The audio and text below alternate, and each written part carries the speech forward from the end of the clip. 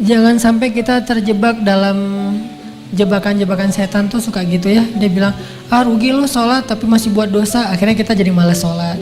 Padahal sholat itu cara kita untuk ninggalin dosa. Inna sholata tanhal fahsya'i wal munkar. Itu sifat dari sholat itu mencegah kita dari dosa. Udah Ustaz tapi gak tercegah. Lihat minimal ada rasa feeling guilty kan. Itu bukankah itu bagian dari progres spiritual dalam diri kita? Dulu kita kan gak feeling guilty berbuat dosa. Sejak kita mulai sholat, berbuat dosa mulai feeling guilty kan, walaupun gak langsung bisa meninggalkan. Itu udah progres loh. Dan itu udah terbukti bahwa sholat itu benar-benar tanha al-fahsya'i wal munkar. Mulai ngerasa gak enak, mulai ngerasa malu. Dulu gak ada malunya, malah bangga lagi berbuat dosa. Sekarang malu. Bukankah malu itu bagian dari iman? Berarti sholat membangun keimanan kita. Merasa nggak enak sama Allah, bukankah muraqabah itu bagian dari iman? Merasa dipantau oleh Allah, mulai merasa setelah itu nyesal. Dulu nggak ada nyesalnya, habis buat dosa biasa aja malah bangga, malah cerita-cerita. Sekarang malah nyesel, masih buat dosa sih, tapi setidaknya udah nyesal. Maka terusin sholatnya, perbaiki sholatnya, Allah akan perbaiki diri kita dari dosa. Jadi fokus kita perbaiki sholatnya. Oh mungkin sholat kita masih kurang tepat waktu. Oh mungkin sholat kita masih belum di masjid.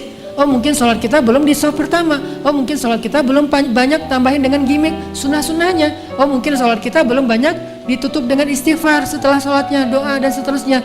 Perbaiki sholat kita, Allah akan perbaiki hidup kita. Jadi jangan sampai kita terjebak sama setan mengatakan, rugi aja kamu sholat banyak dosa. Enggak, itu mah kerjaan setan yang bikin kita jadi merasa sholatnya jadi sia-sia. Enggak ada kebaikan yang sia-sia. Sholat itu kan kebaikan, nggak mungkin sia-sia. Tapi masih korupsi Ustadz, masih bohong, masih curang, masih apa? Nggak, itu urusan lain. Yang jelas, jangan sampai gara-gara udah terlanjur bikin dosa meninggalkan kebaikan yang sudah kita kerjakan. Itu lebih buruk lagi keadaannya. Makanya mending sholatnya perbaiki, nanti Allah akan perbaiki hidup kita. Ini persepsi yang harus kita bangun ya. Jangan sampai terkesannya nggak usah lah menghijabi kepala daripada kita udah berhijab tapi masih suka ngomongin orang. Mending kita menghijabi hati.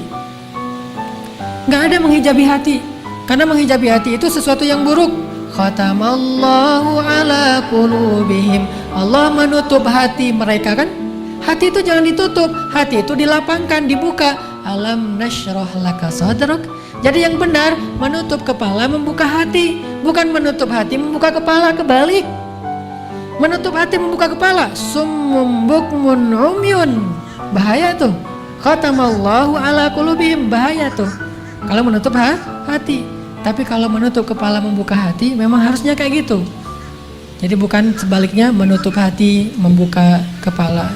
Ini persepsi umum yang disebut dengan syubhat, pemahaman-pemahaman yang keliru di antara umat Islam yang mudah-mudahan bertahap kita perbaiki. Termasuk tadi, sia-sia sholatnya masih bikin dosa, enggak.